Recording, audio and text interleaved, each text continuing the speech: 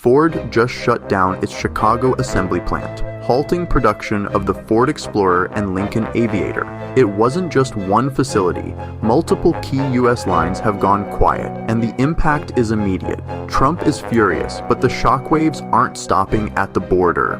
The real story is what comes next. Canada's auto sector, especially in Windsor and Ontario, is now staring down the same threat.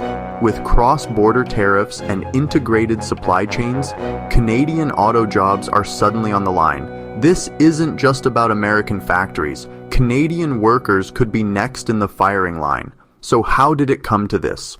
Trump's tariffs didn't just hit Ford's bottom line, they forced the company's hand. When the administration imposed a 25% tariff on imported auto parts and vehicles, Ford was immediately exposed. In its second quarter earnings guidance, Ford reported a $1.5 billion hit directly tied to these tariffs. That's not a headline number. It's a real loss that left Ford scrambling to protect what was left of its margins. The impact was felt across Ford's entire supply chain. Imported components from Mexico and China jumped in cost, some by as much as 30%. For a company that relies on global sourcing, these increases were impossible to ignore. And while Ford builds nearly 80% of its vehicles in America, that didn't shield them.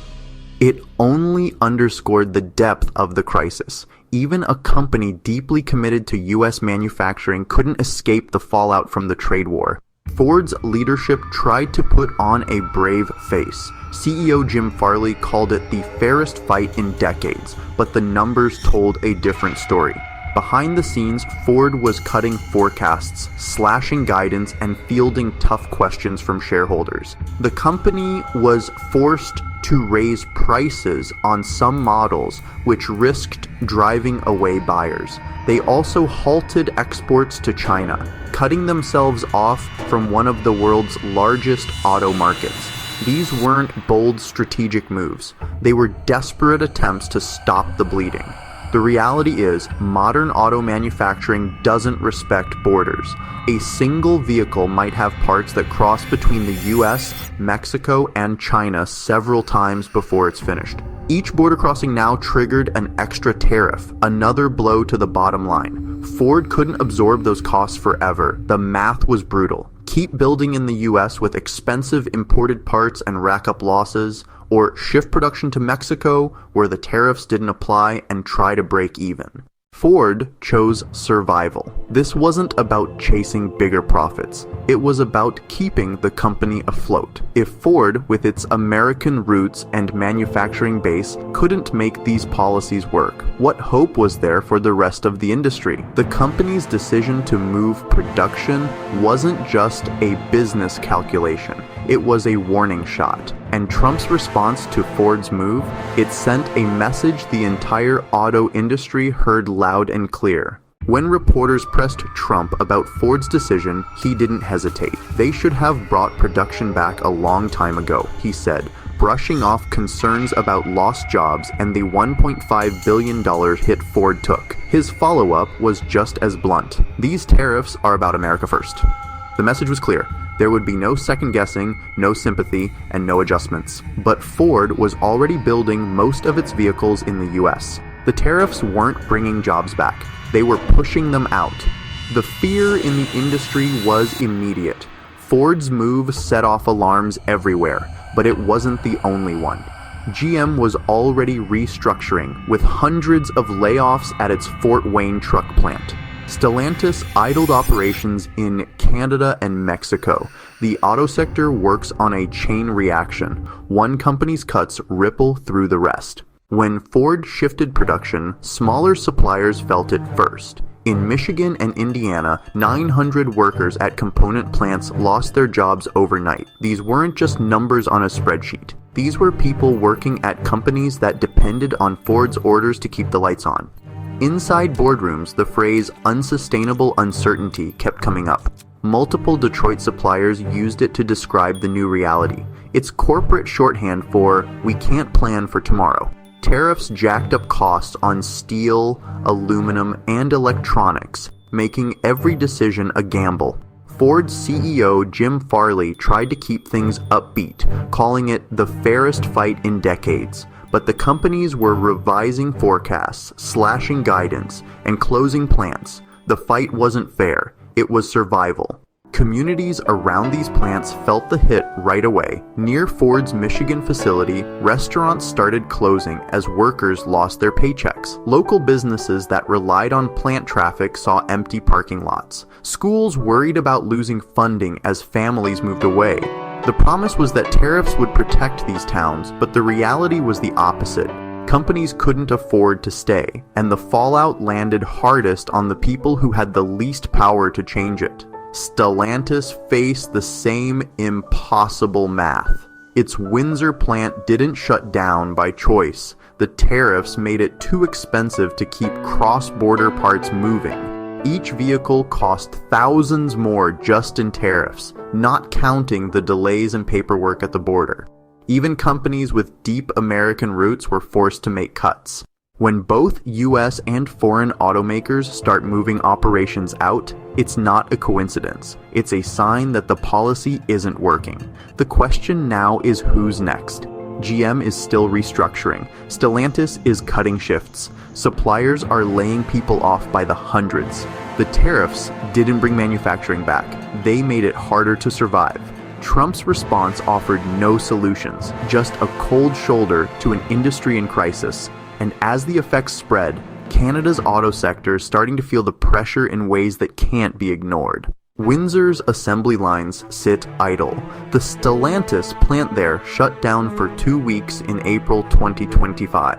Unifor Local 444. President James Stewart confirmed it was a direct result of the US tariffs and warned that more schedule cuts could follow. This wasn't a blip.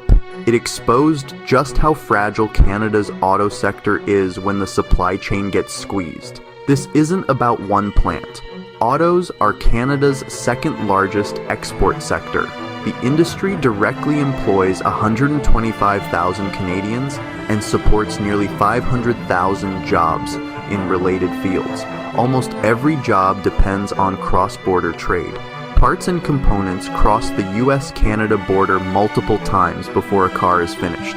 Under these tariffs, every crossing adds cost, and what used to be a smooth operation now looks like a liability. The Windsor shutdown wasn't because orders dried up, it was because the plant ran out of parts.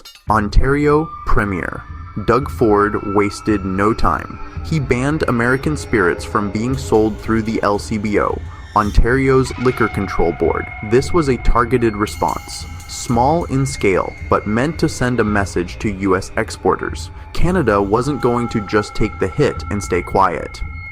The federal government responded with more force.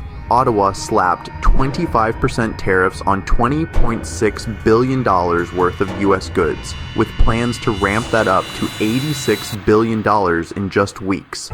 These tariffs targeted agricultural products, steel, and consumer goods, sectors chosen for their political impact. It wasn't just about matching the US move, it was about putting pressure where it would be felt most. Tariffs don't just make things more expensive, they disrupt the entire system. Canadian auto plants rely on just-in-time delivery. Parts are supposed to arrive hours before they're needed. The new border inspections and paperwork cause delays. If a shipment gets stuck, the assembly line stops. That's what happened in Windsor. The risk now is that companies will decide it's not worth the trouble and shift production out of Canada for good. Every auto plant in Ontario and Quebec is facing the same problem. When almost half of Canada's manufacturing GDP ties back to autos, that's a risk the country can't ignore. Mark Carney made it clear Canada wouldn't just retaliate. He announced a $2 billion fund for direct subsidies and bridging grants to keep auto jobs and suppliers afloat. It's not just about cash. It's a signal that Canada is willing to spend and fight to defend its auto industry. Carney's move wasn't just a defensive play, it was a warning. Canada was prepared for a drawn-out fight if that's what it took. The stage was set. Canada's countermeasures weren't random. They were calculated to hit back where it mattered most, and the next phase would show just how far both sides were willing to go. Mark Carney's counterattack started with precision. He announced $30 billion in retaliatory tariffs on U.S. goods, matching Trump's 25% auto tariffs, but with a list carefully chosen for political effect. Carney's team didn't just pick random products. They targeted items key to U.S. swing states, agricultural goods, liquor, consumer products, knowing these would hit Republican-leaning regions like Kentucky and Iowa. Carney called Trump's tariffs unjustified and unwarranted, making it clear this wasn't about fairness or economic theory. This was leverage, plain and simple. The strategy was to maximize pressure on the U.S. administration with the least collateral damage at home. Carney's government made it clear these measures were reluctant but necessary. The first $30 billion in tariffs was just the opening shot. Within weeks, Canada planned to ramp up retaliation to $155 billion, expanding the list to cover even more U.S. exports, household appliances, furniture, sports equipment, and more.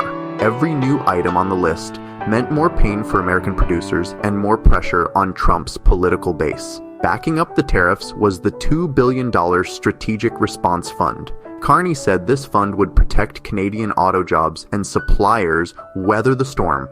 It wasn't just about handing out money, it was a message to Washington. Canada would spend what it took to keep its auto sector alive. The fund was designed to stabilize jobs, keep plants running, and cushion the blow for workers caught in the crossfire.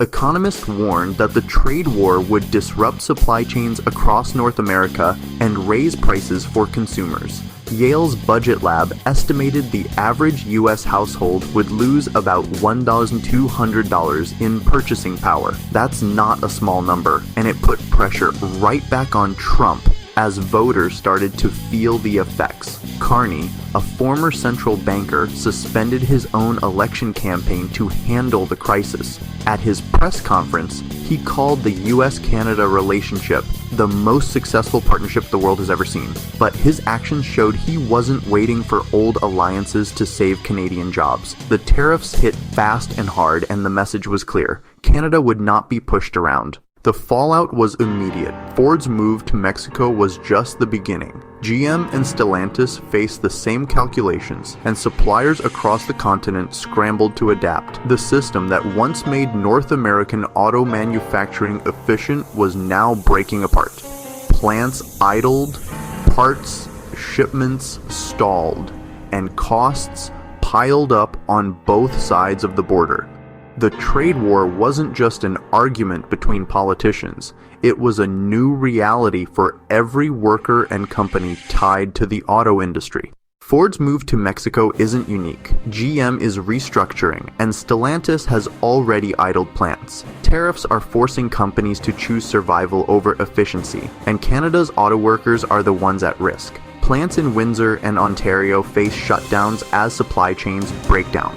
What started as U.S. protectionism is now reshaping the entire continent's manufacturing landscape.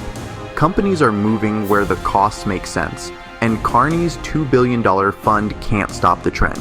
Industry analysts warn that if tariffs stick, North America could lose over 1 million vehicle sales this year. That's a real hit to jobs and local economies. Tell me what you think. Should Canada double down on retaliation, or is there another way out? Hit subscribe and drop a comment below.